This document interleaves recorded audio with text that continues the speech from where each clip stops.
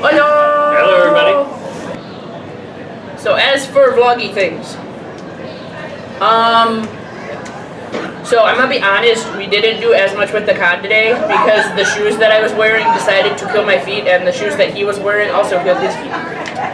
So we spent a lot more time in the water park. Panels wise, I think we did like two. We did like one or two panels. We did exactly one panel. We went through Artist Alley. Yes, we went through Artist Alley and the dealer's room. Well, we went through Artist Alley before we went to the panel. Yes, Artist Alley and then panel. What panel? Which panel was it? Sharp things. Sharp things. Oh yes, sharp pointy things. Yep. We went to sharp pointy things because that was our favorite panel my favorite panel at Anna Marathon because I love sharp pointy things. I'm going to let Jill walk around and show you the blades so you can see them up close and turn them. By all means, take pictures. Ask for her to turn it a certain way so that it catches the light correctly. But I need this much maturity. I know, it hurts me too. At the convention, that when she's out there with the blades, don't go, is that sharp? Because the answer is yes. And I don't want you to find out by me getting banned from next year's ColossalCon while they try to find what's left of your thumb on the floor. And for the love of God, don't go, I'm going to take that because we value the swords more than we do your life. And this is why we're not allowed back into Georgia. Honestly, nobody misses that game at siblings.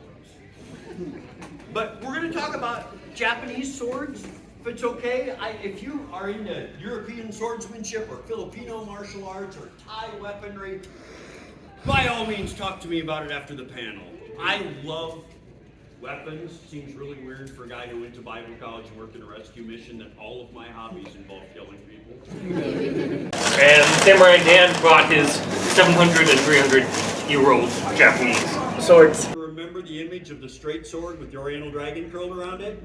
This sword has an engraving on it. It's called a horomono of that symbol of the emperor. It has the dragon curled around a straight sword on one side, and on the other side is a character that predates kanji that identifies this blade as the water dragon.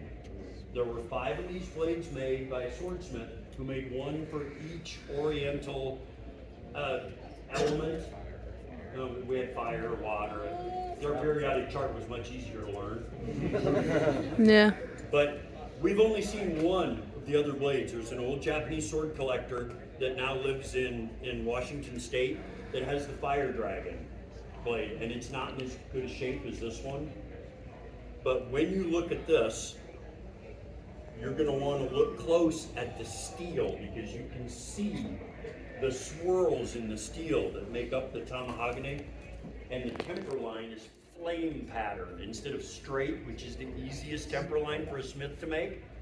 It's fire. It's very jagged because it makes the blade stronger, much less likely to crack or break. The cutting edge on this is 32 inches long. The blade used to be longer yet. It has been cut down twice in its history, and this is my baby. So this is the one. They cut it down because 700 years ago, when that blade was made, the samurai were still mostly fighting from horseback. That didn't change until the beginning of the 16th century. Even through the 12th century, they were still mostly using bow and arrow and fighting on horseback. And so the swords they used from that time period didn't have as deep a curve. They were straighter, called tachi. They were worn edge down, because if you're sitting on a horsey and the horse's neck and head is right here, when you have a sword and it's belted on, edge down, you draw the sword out straight and carefully like this and sweep it into a position up over your head to fight with. That protects you from hitting your horse. Then we went to the dealer's room. And then we went to the dealer's room. And Tori Bought too many things. You will see how many things she bought. I like cute things. And then we did a gigantic Has-Been Hotel photo shoot. And when I say gigantic, I mean there was so many people. so many people. So many people. It was huge. They had to move us twice. Yes, we had to be moved twice because both of the first locations were not big enough for the amount of people that showed up. So that was fun. We will see if we can find any of the photos from that because I didn't get any photos of it on my personal phone. But I'm sure the Facebook group will have crap tons. And I will save them so that we can post them here and we can properly credit who got them.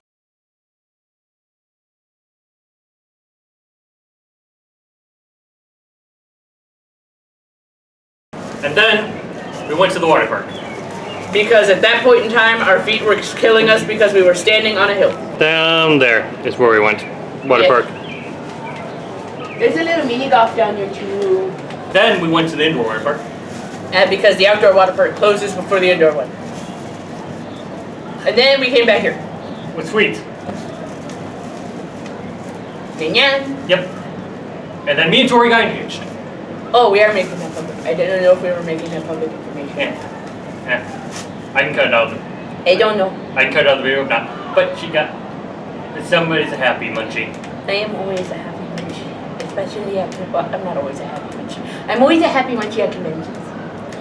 So all the rest of the day is wait for the water park, the night swim at the water park, and then we will end our day again. And if we do anything between now and then, we will add it at the end because we're debating on if we want to go back down to the arcade or not. We wanted to get some of the con exclusive foods. We didn't get all of them because a lot of them are like caramel apple candy thingies, and if we're sharing them, that doesn't work as well. And I also had to get myself a coffee thingy because they have like a bunch of fancy ones for the con. So this one is supposed to be Toff's Mudslide or Landslide, one of the two.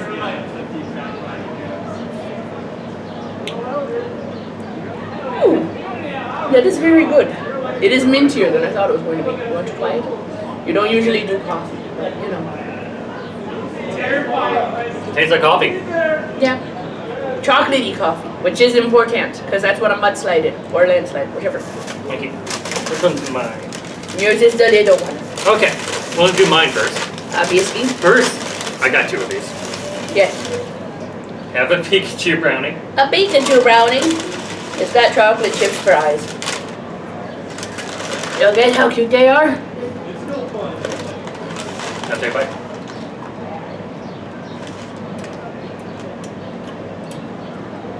I ate the ear. The ear's all chocolate. The ear is only chocolate. It's a chocolate covered brownie. But it's like the white chocolate melts. Yeah. So there you can see the brownie inside. Pretty basic. Good. It mostly tastes like the white chocolate melt that's covering it.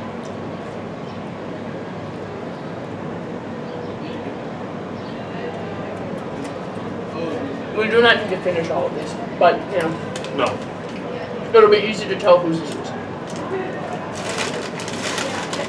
Because I left an ear on mine specifically. Okay. What you got? I got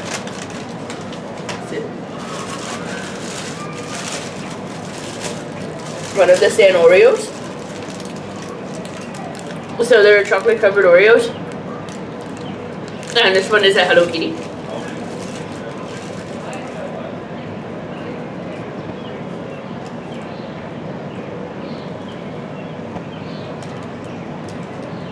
Yep.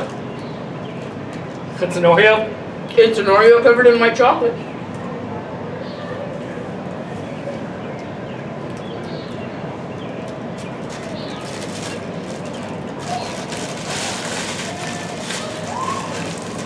Yep.